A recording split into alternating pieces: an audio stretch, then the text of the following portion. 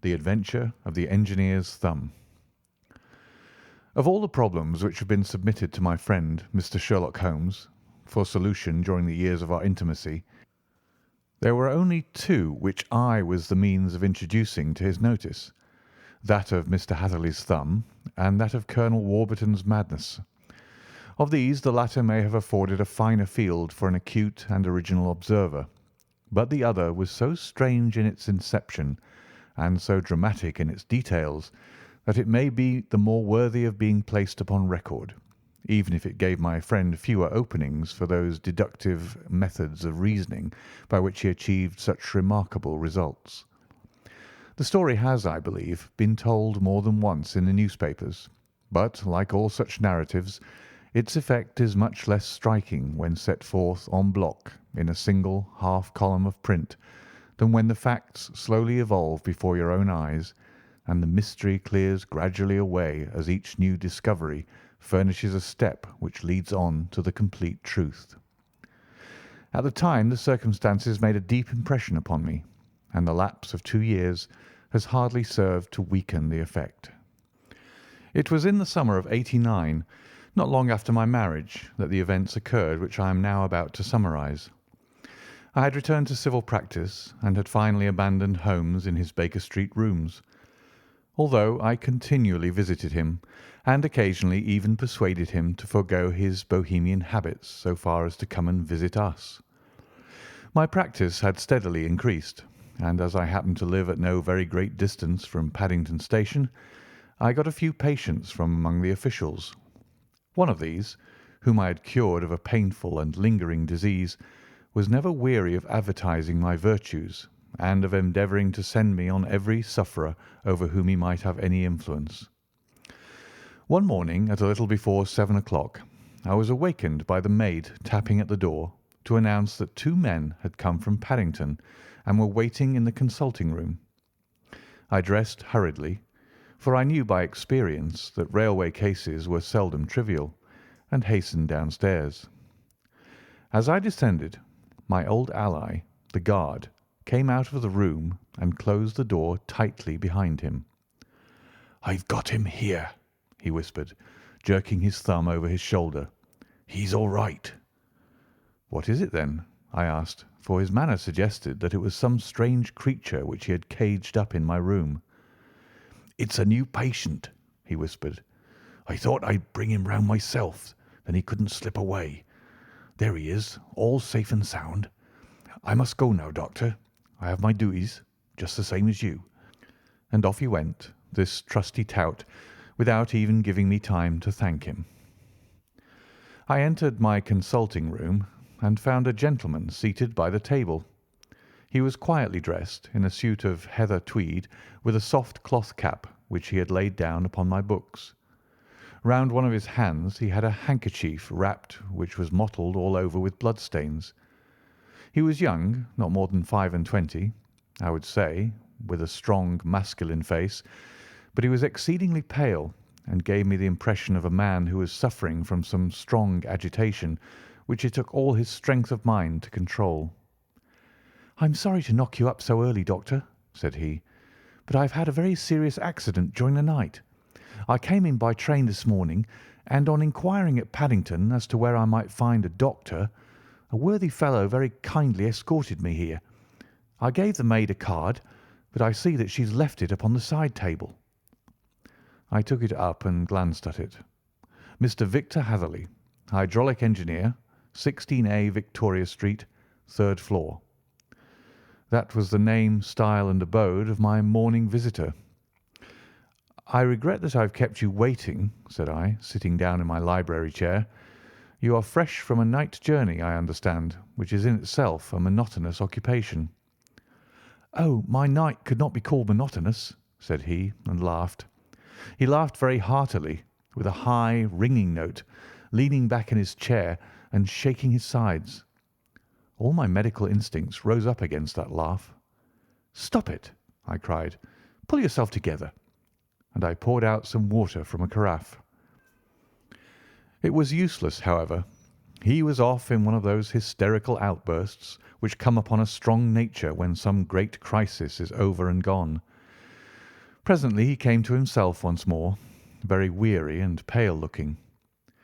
"I have been making a fool of myself," he gasped. "Not at all. Drink this." I dashed some brandy into the water, and the colour began to come back to his bloodless cheeks. "That's better," said he. "And now, doctor, perhaps you would kindly attend to my thumb, or rather to the place where my thumb used to be." He unwound the handkerchief and held out his hand. It gave even my hardened nerves a shudder to look at it. There were 4 protruding fingers, and a horrid red spongy surface where the thumb should have been. It had been hacked or torn right out from the roots. "Good heavens!" I cried. "This is a terrible injury. It must have bled considerably." "Yes, it did. I fainted when it was done, and I think that I must have been senseless for a long time. When I came to, I found that it was still bleeding, so I tied one end of my handkerchief very tightly around the wrist and braced it up with a twig." "Excellent. You should have been a surgeon." "It is a question of hydraulics, you see, and came within my own province." "This has been done," said I, examining the wound, "by a very heavy and sharp instrument." "A thing like a cleaver," said he. "An accident, I presume?" "By no means." "What? A murderous attack?" "Very murderous indeed." "You horrify me."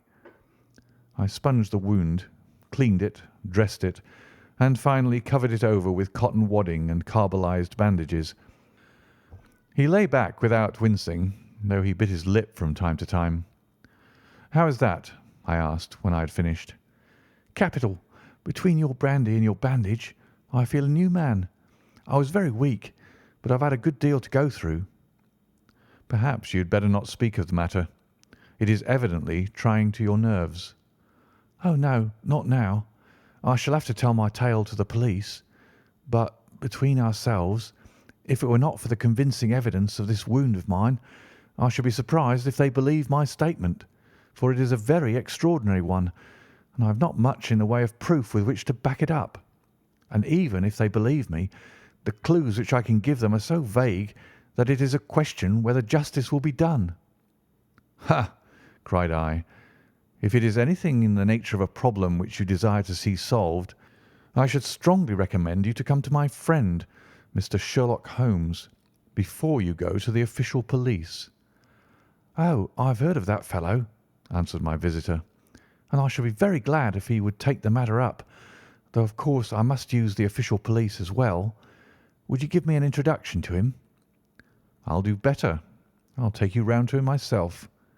"I shall be immensely obliged to you." "We'll call a cab and go together. We shall just be in time to have a little breakfast with him. Do you feel equal to it?" "Yes. I shall not feel easy until I've told my story." "Then my servant will call a cab, and I shall be with you in an instant." I rushed upstairs, explained the matter shortly to my wife, and in 5 minutes was inside a hansom, driving with my new acquaintance to Baker Street. Sherlock Holmes was, as I expected, lounging about his sitting-room in his dressing-gown, reading the agony column of the Times, and smoking his before-breakfast pipe, which was composed of all the plugs and dottles left from his smokes of the day before, all carefully dried and collected on the corner of the mantelpiece. He received us in his quietly genial fashion, ordered fresh rashers and eggs, and joined us in a hearty meal.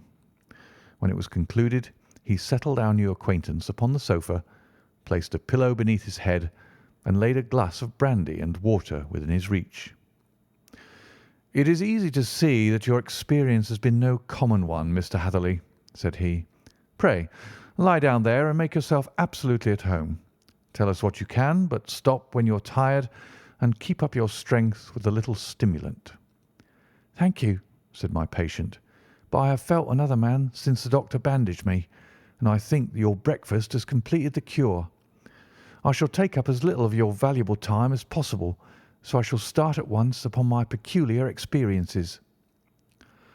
Holmes sat in his big armchair with the weary, heavy-lidded expression which veiled his keen and eager nature, while I sat opposite to him, and we listened in silence to the strange story which our visitor detailed to us. "You must know," said he, "that I am an orphan and a bachelor, residing alone in lodgings in London. By profession I am a hydraulic engineer, and I have had considerable experience of my work during the 7 years that I was apprenticed to Venner and Matheson, the well-known firm of Greenwich. 2 years ago, having served my time, and having also come into a fair sum of money through my poor father's death, I determined to start in business for myself, and took professional chambers in Victoria Street. I suppose that everyone finds his first independent start in business a dreary experience. To me it has been exceptionally so. During 2 years I have had 3 consultations and 1 small job, and that is absolutely all that my profession has brought to me. My gross takings amount to £27 10 Every day from 9 in the morning until 4 in the afternoon I waited in my little den until at last my heart began to sink, and I came to believe that I should never have any practice at all. Yesterday, however, just as I was thinking of leaving the office, my clerk entered to say there was a gentleman waiting who wished to see me upon business. He brought up a card, too, with the name of Colonel Lysander Stark engraved upon it. Close at his heels came the colonel himself, a man rather over the middle size, but of an exceeding thinness. I do not think that I have ever seen so thin a man. His whole face sharpened away into nose and chin, and the skin of his cheeks was drawn quite tense over his outstanding bones. Yet this emaciation seemed to be his natural habit, and due to no disease, for his eye was bright, his step brisk, and his bearing assured. He was plainly but neatly dressed, and his age, I should judge, would be nearer 40 than 30. "Mr. Hatherley," said he, with something of a German accent, "you have been recommended to me, Mr. Hatherley, as being a man who is not only proficient in his profession, but is also discreet and capable of preserving a secret." I bowed, feeling as flattered as any young man would at such an address. "May I ask who it was who gave me so good a character?" "Well, perhaps it is better that I should not tell you that just at this moment. I have it from the same source that you are both an orphan and a bachelor, and are residing alone in London." "That is quite correct," I answered, "but you will excuse me if I say that I cannot see how all this bears upon my professional qualifications. I understand that it was on a professional matter that you wished to speak to me." "Undoubtedly so. But you will find that all I say is really to the point. I have a professional commission for you, but absolute secrecy is quite essential. Absolute secrecy. You understand? And of course we may expect that more from a man who is alone than from one who lives in the bosom of his family." "If I promise to keep a secret," said I, "you may absolutely depend upon my doing so." He looked very hard at me as I spoke, and it seemed to me that I had never seen so suspicious and questioning an eye. "Do you promise, then?" said he at last. "Yes, I promise." "Absolute and complete silence before, during, and after. No reference to the matter at all, either in word or writing." "I have already given you my word." "Very good." He suddenly sprang up, and darting like lightning across the room, he flung open the door. The passage outside was empty. "That's all right," said he, coming back. "I know that clerks are sometimes curious as to their master's affairs. Now we can talk in safety." He drew up his chair very close to mine, and began to stare at me again with the same questioning and thoughtful look. A feeling of repulsion and of something akin to fear had begun to rise within me at the strange antics of this fleshless man. Even my dread of losing a client could not restrain me from showing my impatience. "I beg that you will state your business, sir," said I. "My time is of value." Heaven forgive me for that last sentence, but the words came to my lips. "How would 50 guineas for a night's work suit you?" he asked. "Most admirably."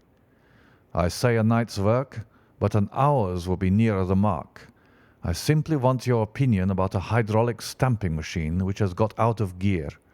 If you show us what is wrong, we shall soon set it right ourselves. What do you think of such a commission as that?" "The work appears to be light and the pay munificent." "Precisely so. We shall want you to come tonight by the last train." "Where to?" "To Eyford in Berkshire. It is a little place near the borders of Oxfordshire, and within 7 miles of Reading.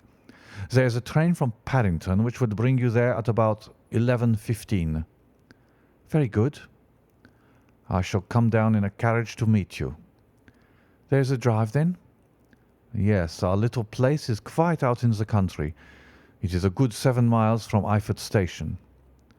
"Then we can hardly get there before midnight. I suppose there will be no chance of a train back. I shall be compelled to stop the night."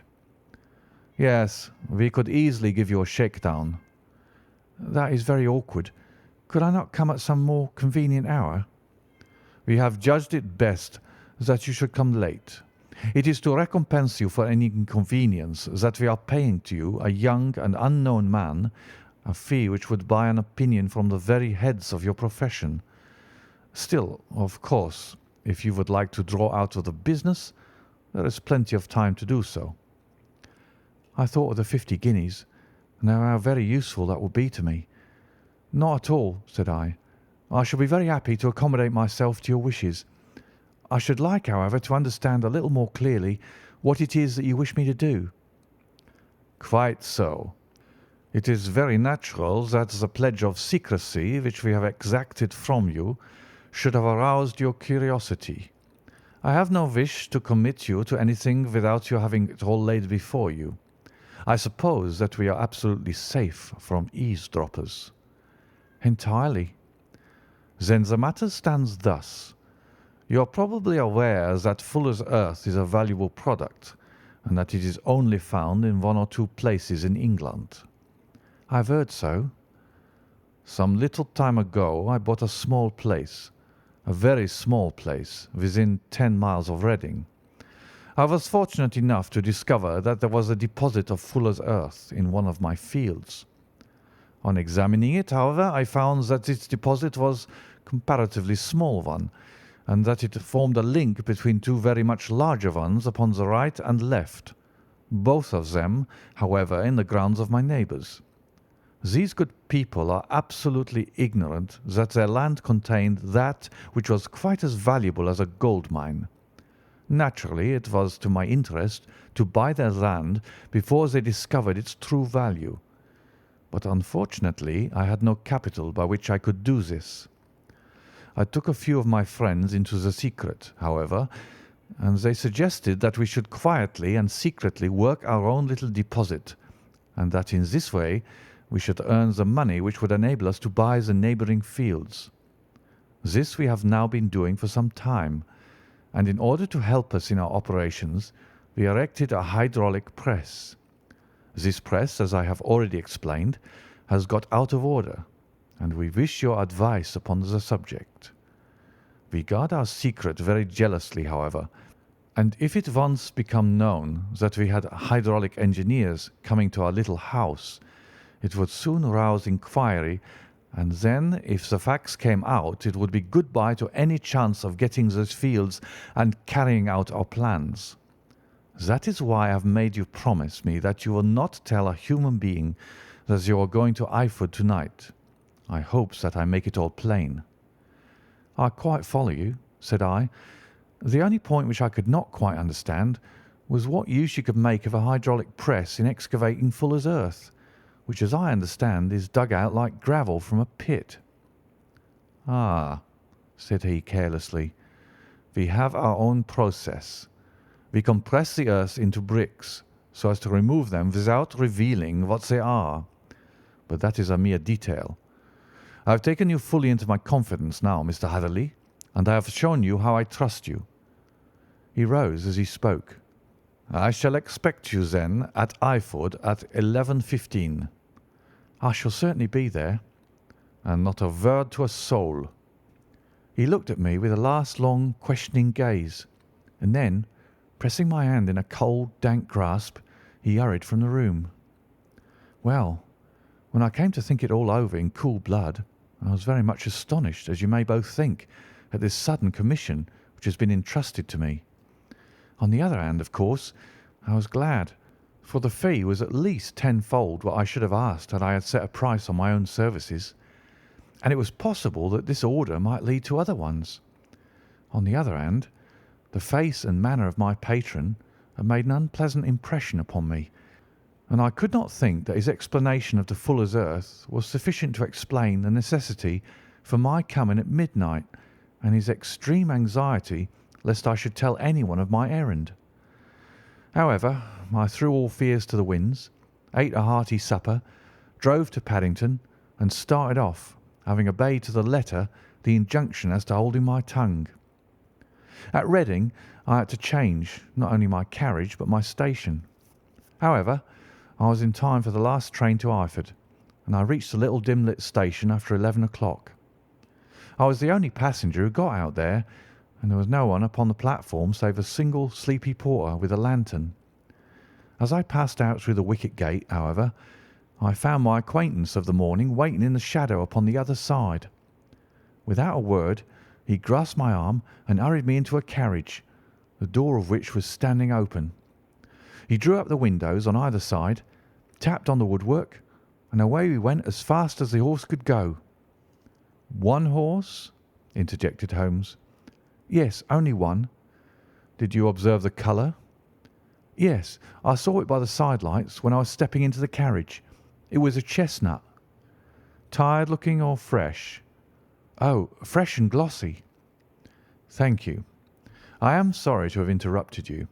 Pray continue your most interesting statement." Away we went then, and we drove for at least an hour. Colonel Lysander Stark had said that it was only 7 miles, but I should think, from the rate that we seemed to go, and from the time that we took, that it must have been nearer 12. He sat at my side in silence all the time, and I was aware more than once, when I glanced in his direction, that he was looking at me with great intensity. The country roads seemed to be not very good in that part of the world, for we lurched and jolted terribly. I tried to look out the window to see something of where we were, but they were made of frosted glass, and I could make out nothing save the occasional bright blur of a passing light. Now and then I hazarded some remark to break the monotony of the journey, but the colonel answered only in monosyllables, and the conversation soon flagged. At last, however, the bumping of the road was exchanged for the crisp smoothness of a gravel drive, and the carriage came to a stand. Colonel Lysander Stark sprang out, and as I followed after him, pulled me swiftly into a porch which gaped in front of us. We stepped, as it were, right out of the carriage and into the hall, so that I failed to catch the most fleeting glance of the front of the house. The instant that I had crossed the threshold, the door slammed heavily behind us, and I heard faintly the rattle of the wheels as the carriage drove away. It was pitch dark inside the house, and the colonel fumbled about looking for matches and muttering under his breath. Suddenly a door opened at the other end of the passage, and a long golden bar of light shot out in our direction. It grew broader, and a woman appeared with a lamp in her hand, which she held above her head, pushing her face forward and peering at us. I could see that she was pretty, and from the gloss with which the light shone upon her dark dress, I knew that it was a rich material. She spoke a few words in a foreign tongue, in a tone as though asking a question, and when my companion answered in a gruff monosyllable, she gave such a start that the lamp nearly fell from her hand. Colonel Stark went up to her, whispered something in her ear, and then, pushing her back into the room from whence she had come, he walked towards me again with the lamp in his hand. "Perhaps you will have the kindness to wait in this room for a few minutes," said he, throwing open another door. It was a quiet, little, plainly furnished room with a round table in the centre, on which several German books were scattered. Colonel Stark laid down the lamp on the top of a harmonium beside the door. "I shall not keep you waiting an instant," said he, and vanished into the darkness.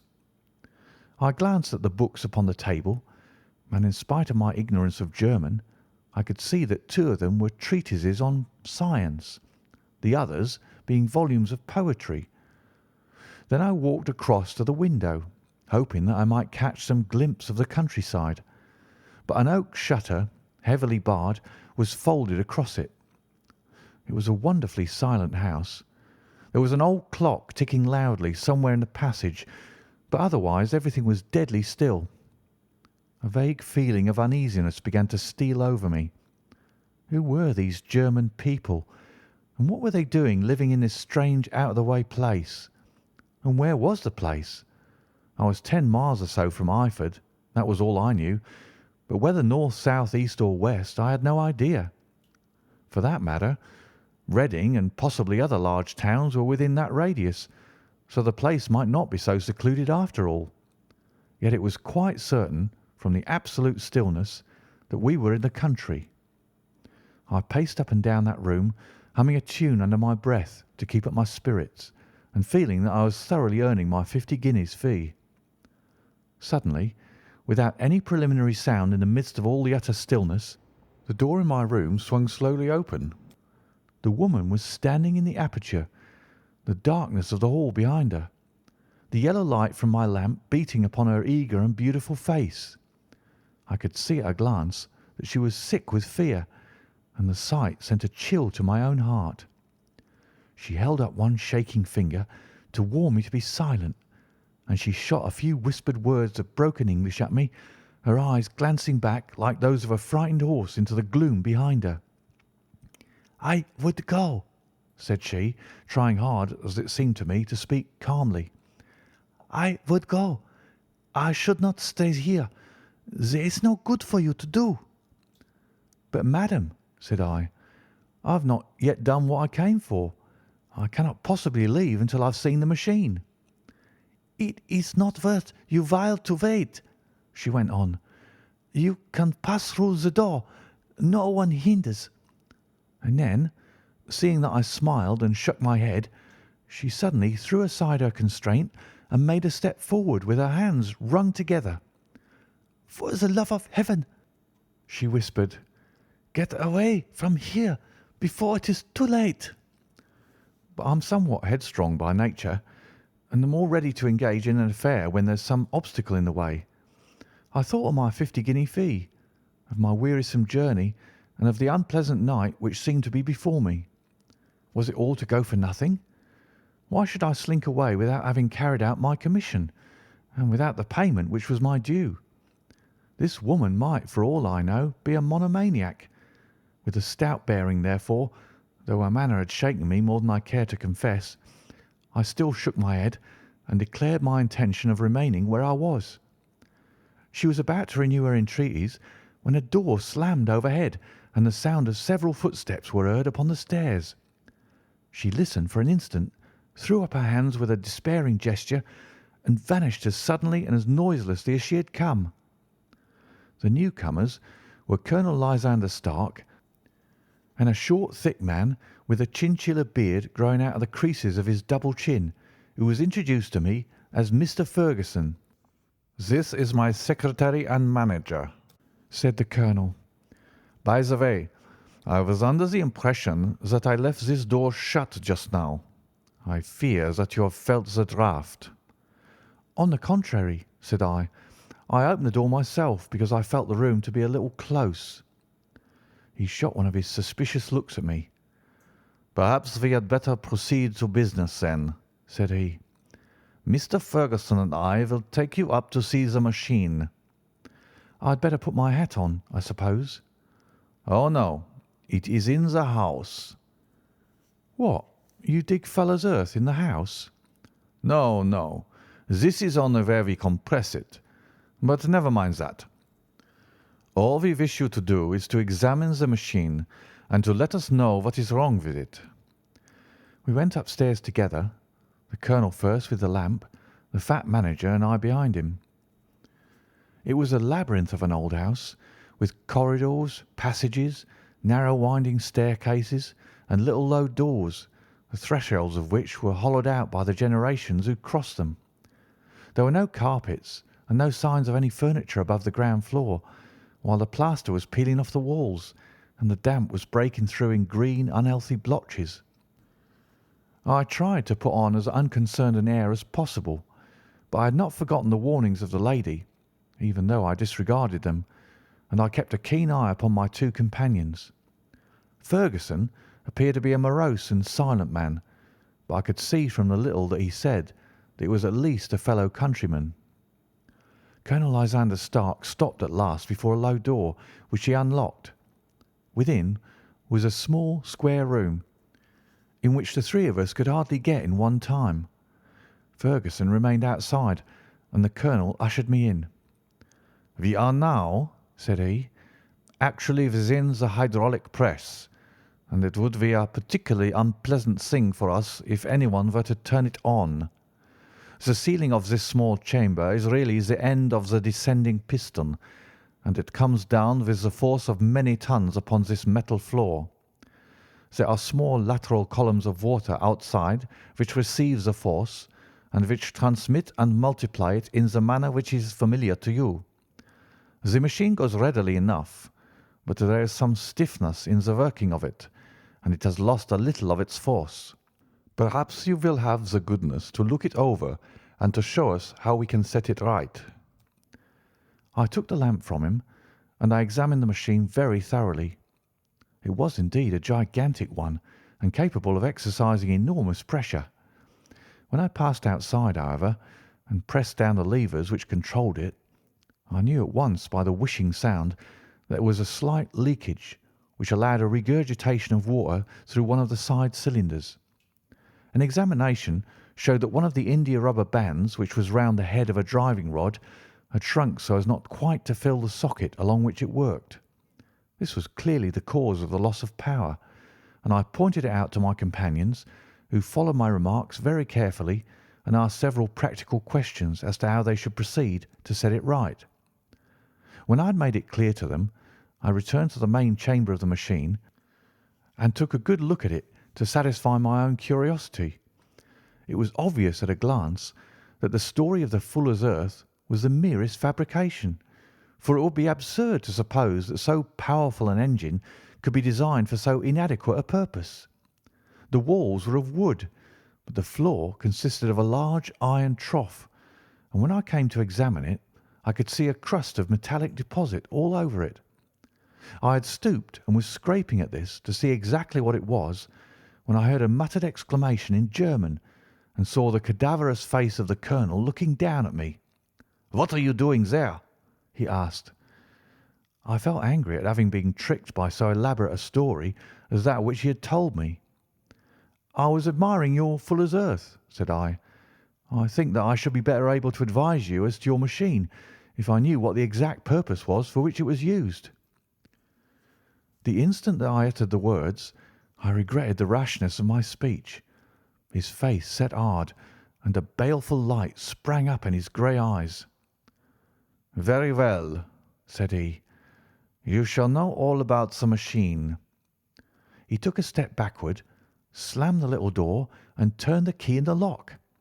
I rushed towards it and pulled at the handle, but it was quite secure and did not give in the least to my kicks and shoves. "Hello!" I yelled. "Hello, Colonel! Let me out!" And then suddenly in the silence I heard a sound which sent my heart into my mouth. It was the clank of the levers and the swish of the leaking cylinder. He had set the engine at work. The lamp still stood upon the floor where I had placed it when examining the trough. By its light I saw that the black ceiling was coming down upon me, slowly, jerkily, but as none knew better than myself, with a force which must within a minute grind me to a shapeless pulp. I threw myself screaming against the door and dragged with my nails at the lock. I implored the colonel to let me out, but the remorseless clanking of the levers drowned my cries. The ceiling was only a foot or two above my head, and with my hand upraised I could feel its hard, rough surface. Then it flashed through my mind that the pain of my death would depend very much upon the position in which I met it. If I lay on my face, the weight would come upon my spine, and I shuddered to think of that dreadful snap. Easier the other way, perhaps, and yet had I the nerve to lie and look up at that deadly black shadow wavering down upon me? Already I was unable to stand erect, when my eye caught something which brought a gush of hope back to my heart. I've said that though the floor and ceiling were of iron, the walls were of wood. As I gave a last hurried glance around, I saw a thin line of yellow light between two of the boards, which broadened and broadened as a small panel was pushed backward. For an instant I could hardly believe that there was indeed a door which led away from death. The next instant I threw myself through and lay half fainting upon the other side. The panel had closed again behind me, but the crash of the lamp and a few moments afterwards the clang of the two slabs of metal told me how narrow had been my escape. I was recalled to myself by a frantic plucking at my wrist, and I found myself lying upon the stone floor of a narrow corridor, while a woman bent over me and tugged at me with her left hand, while she held a candle in her right. It was the same good friend whose warning I had so foolishly rejected. "Come, come!" she cried breathlessly. "They will be here in a moment. They will see that you are not here.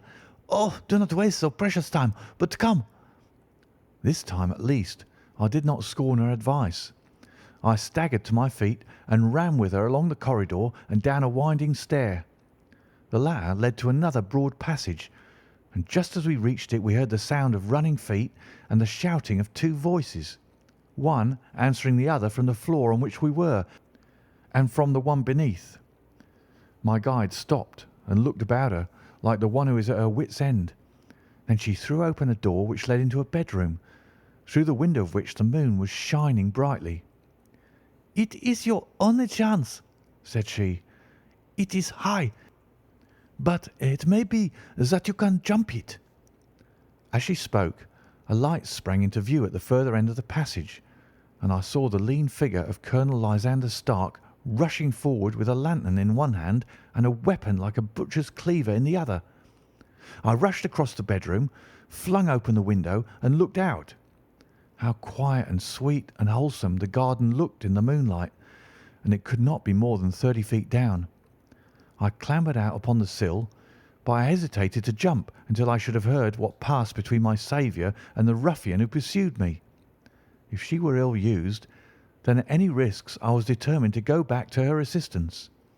The thought had hardly flashed through my mind before he was at the door, pushing his way past her, but she threw her arms around him and tried to hold him back.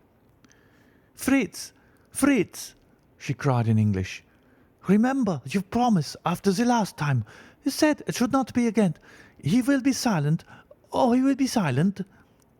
"You are mad, Elise," he shouted, struggling to break away from her. "You will be the ruin of us.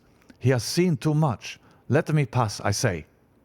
He dashed her to one side, and rushing to the window, cut at me with his heavy weapon. I had let myself go and was hanging by the hands to the sill when his blow fell. I was conscious of a dull pain. My grip loosened, and I fell into the garden below. I was shaken but not hurt by the fall, so I picked myself up and rushed off among the bushes as hard as I could run, for I understood that I was far from being out of danger yet. Suddenly, however, as I ran, a deadly dizziness and sickness came over me. I glanced down at my hand, which was throbbing painfully, and then for the first time saw that my thumb had been cut off and that the blood was pouring from my wound. I endeavoured to tie my handkerchief around it, but there came a sudden buzzing in my ears, and next moment I fell in a dead faint among the rose bushes. How long I remained unconscious I cannot tell. It must have been a very long time, for the moon had sunk and a bright morning was breaking when I came to myself. My clothes were all sodden with dew, and my coat sleeve was drenched with blood from my wounded thumb. The smarting of it recalled in an instant all the particulars of my night's adventure, and I sprang to my feet with the feeling that I might hardly yet be safe from my pursuers. But to my astonishment, when I came to look round me, neither house nor garden were to be seen.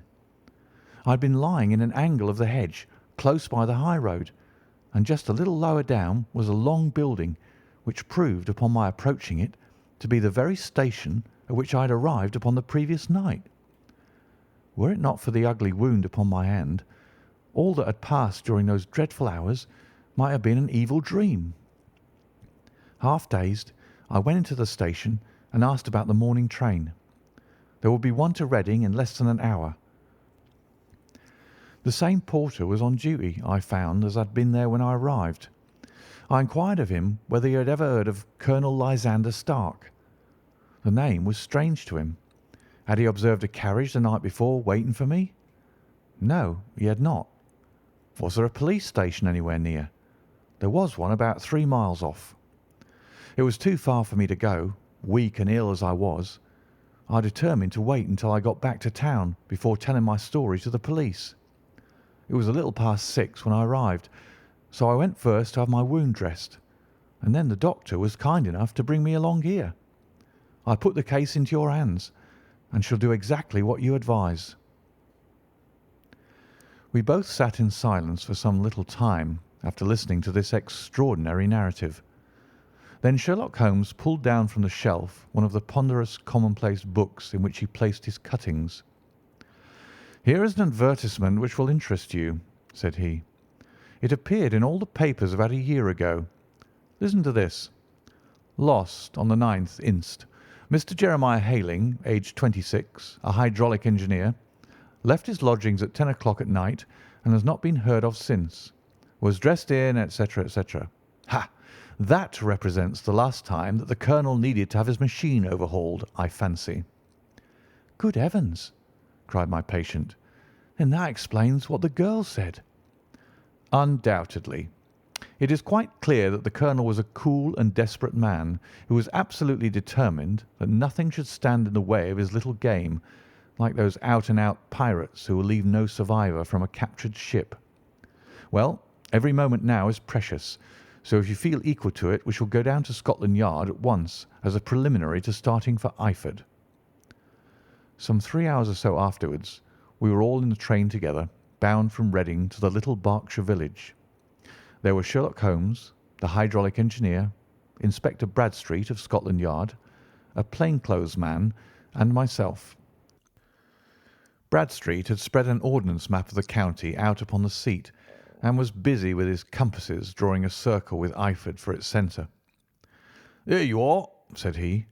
"That circle is drawn at a radius of 10 miles from the village. The place we want must be somewhere near that line. You said 10 miles, I think, sir?" "It was an hour's good drive." "And you think that they brought you back all that way when you were unconscious?" "They must have done so. I have a confused memory, too, of having been lifted and conveyed somewhere."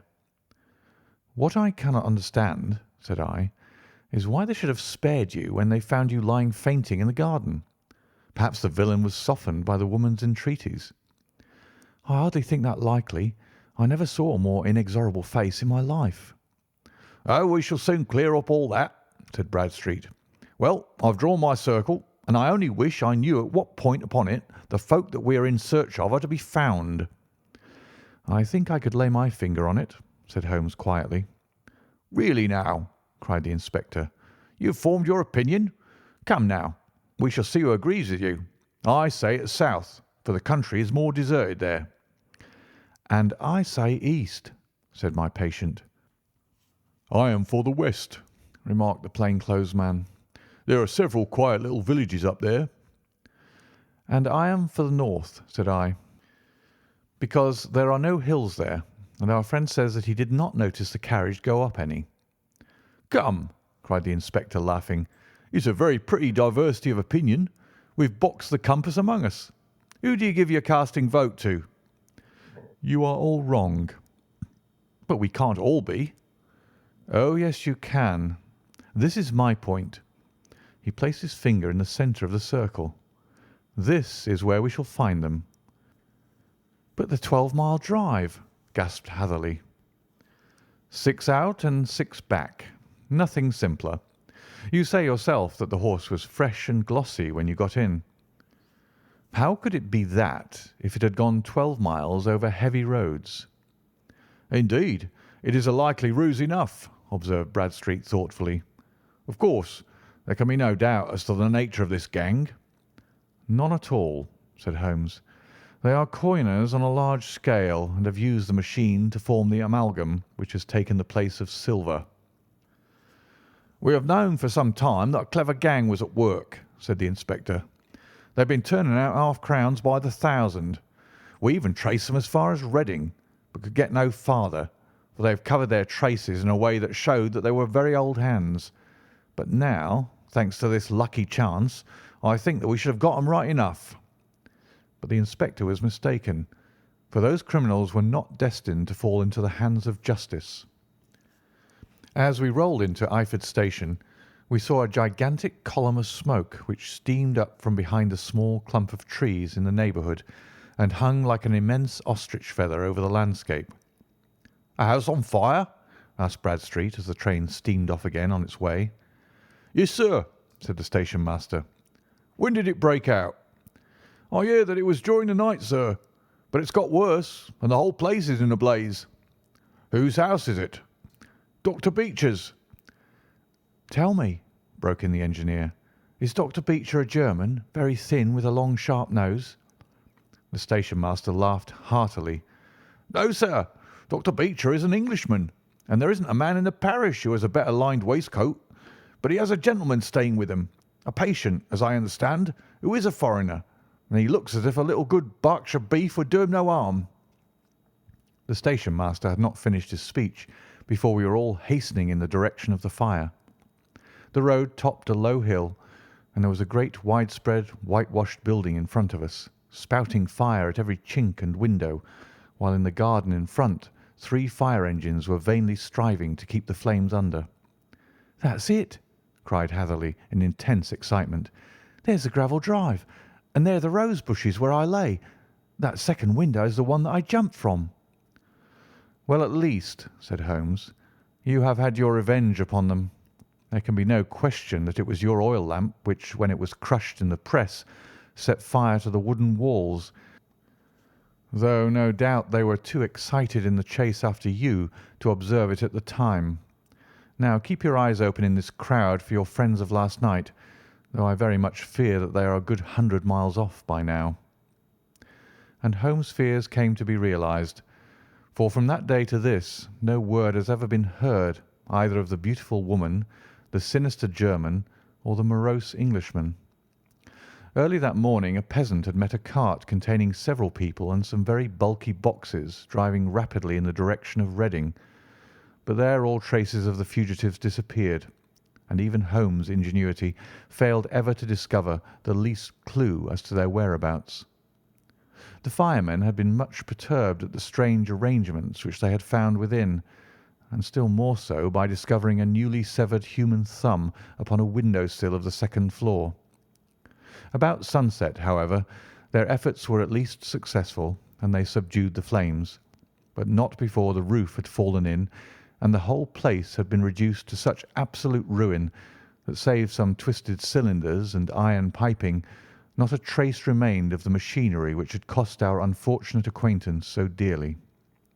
Large masses of nickel and of tin were discovered stored in an outhouse, but no coins were to be found, which may have explained the presence of those bulky boxes which have been already referred to. How our hydraulic engineer had been conveyed from the garden to the spot where he recovered his senses might have remained for ever a mystery were it not for the soft mould which told us a very plain tale. He had evidently been carried down by 2 persons, one of whom had remarkably small feet and the other unusually large ones. On the whole, it was most probable that the silent Englishman, being less bold or less murderous than his companion, had assisted the woman to bear the unconscious man out of the way of danger. "Well," said our engineer ruefully as we took our seats to return once more to London, "it has been a pretty business for me. I've lost my thumb, and I've lost a 50-guinea fee. And what have I gained?" "Experience," said Holmes, laughing. "Indirectly it may be of value, you know. You have only to put it into words to gain the reputation of being excellent company for the remainder of your existence." End of The Adventure of the Engineer's Thumb.